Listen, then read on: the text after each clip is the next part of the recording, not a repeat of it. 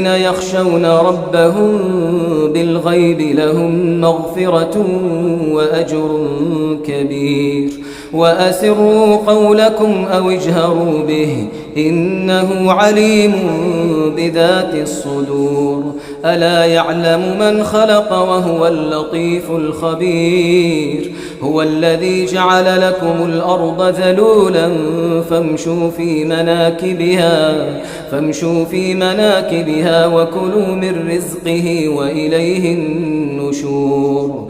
أأمنتم من في السماء أن يخسف بكم الأرض فإذا هي تمور أم أمنتم من في السماء أن يرسل عليكم حاصبا فستعلمون كيف نذير.